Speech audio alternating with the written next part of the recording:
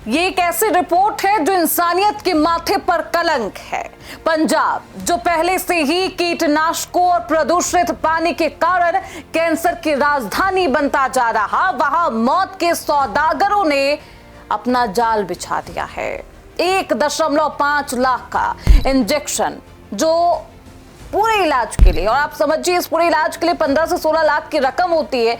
मरीज अपना घर बेचकर ये पैसा जुटाता है, लेकिन उसे बदले में मौत का सौदा मिलता है।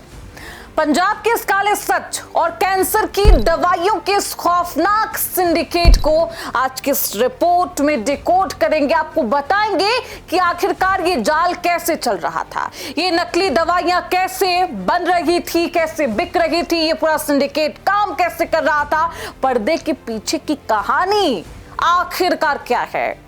इन तमाम जो पटकथा है जो आपको नहीं दिख रही, उसका करेंगे खुलासा। बहुत स्वागत है आपका, आप देख रहे हैं प्राइम न्यूज का डिजिटल प्लेटफॉर्म और मैं हूं आपके साथ श्रुति अंगद।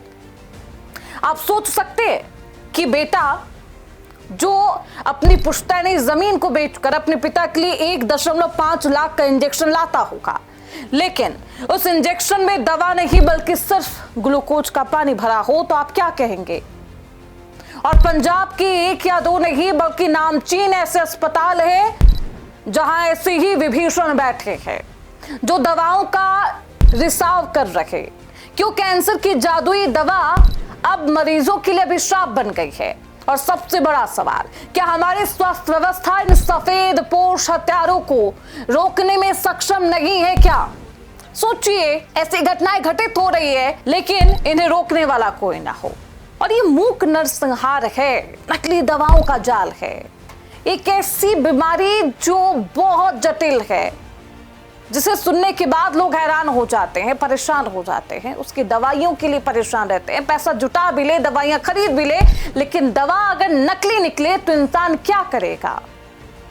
ना आपके पास पैसा बचा और ना ही उस व्यक्ति की जान जो सबसे बढ़कर थी, पैसों से भी ज्यादा कीमती रही आपके लिए, लेकिन वो भी नहीं।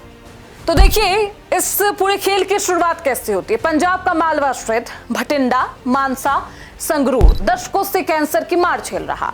भटिंडा से बीकानेर जाने वाली कैंसर ट्रेन इस त्रासदी की गवाह रही, लेकिन 2026 में त्रासदी एक नए और भयानक मुहाने पर आई। हालिया जांच में सामने आया कि पंजाब और दिल्ली में कैंसर अस्पतालों से जीवन रक्षक दवाओं का लीकेज हो रहा। ये दवाइयां जिन्हें कैंसर के खिलाफ जादुई हथियार माना जाता रहा, अपराधी इन दवाइयों की असली शक्तियों में नकली घोल मिलाकर बाजार में बेचने लगे और ठगी करने लगे, एक सुनियोजित नरसंहार करने लगे। अब देखिए, यानी कि सोचिए 1.5 लाख का इंजेक्शन जो और भी कीमती हो तो 15 लाख का इंजेक्शन, जादुई दवा का सच क्या है।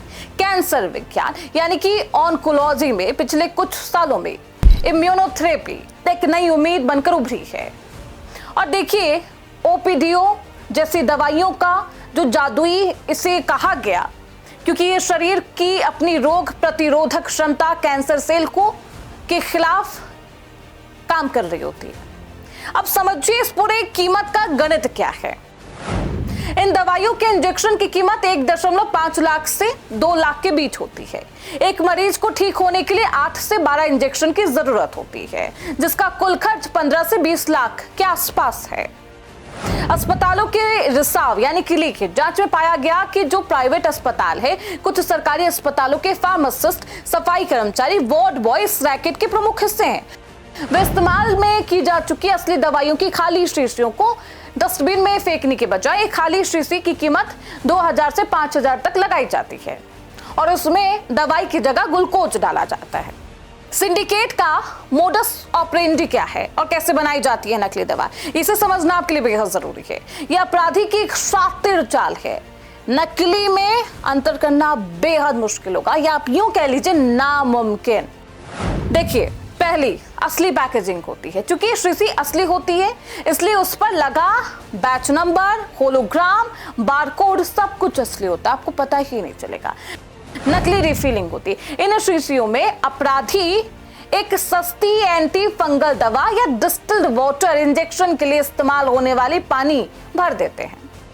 डी सीलिंग करते हैं। हाईटेक मशीनों के जरिए इन शीशियों को दोबारा ऐसे सील किया जाता है कि डॉक्टर भी धोखा खा जाए और डिस्काउंट का लालच देते हैं। ये माफिया सीधे अस्पतालों के बाहर डिस्काउंट का लालच देते हैं। जब वे देखते हैं कि कोई परिवार दवा की कीमत सुनकर परेशान है तो वे उसके पास जाकर कहते हैं हमारे पास वही दवा 40% के डिस्काउंट पर है। कंपनी से सीधे आती है और परिवार का जो भरोसा है वो जीत लेते हैं।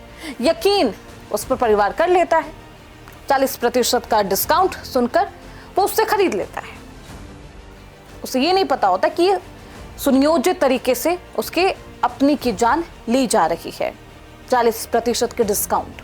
पंजाब में जमीनी हकीकत मरीजों की बेबसी है। पंजाब के किसान जिन्हें अपनी पूरी जिंदगी खेतों में कीटनाशक का छिड़काव किया, आज खुद कैंसर के शिकार है। जमीन की नीलामी। पंजाब के गांव में ये आम बात है कि कैंसर के इलाज के लिए किसान अपनी 2 से 4 एकड़ जमीन बेच दे। इलाज का धोखा। जब कोई मरीज 15 लाख खर्च करने के बाद भी ठीक नहीं होता और उसकी मौत हो जाती है तो परिवार इसे किस्मत मानता है। उसे कभी पता नहीं चलता कि उसके अपनों को दवा नहीं बल्कि सादा पानी दिया गया था, इसलिए वो ठीक नहीं हो पाए। Silent killer. नकली दवा के कारण कैंसर शरीर में तेजी से फैलता है। कीमोथेरेपी या इम्यूनोथेरेपी का असर जो है वो नहीं हो पाता। डॉक्टर भी हैरान रह जाते हैं, लेकिन तब तक बहुत देर हो चुकी होती है। क्या अस्पताल के कर्मचारी इसमें सीधे तौर पर शामिल है? जवाब है हाँ। दिल्ली और पंजाब पुलिस की हालिया कार्रवाई में 7 से ज्यादा अस्पतालों के कर्मचारी को गिरफ्तार किया गया। ये कर्मचारी खाली शीशियां सप्लाई करते थे और कभी कभी असली स्टॉक को भी नकली से बदल देते थे।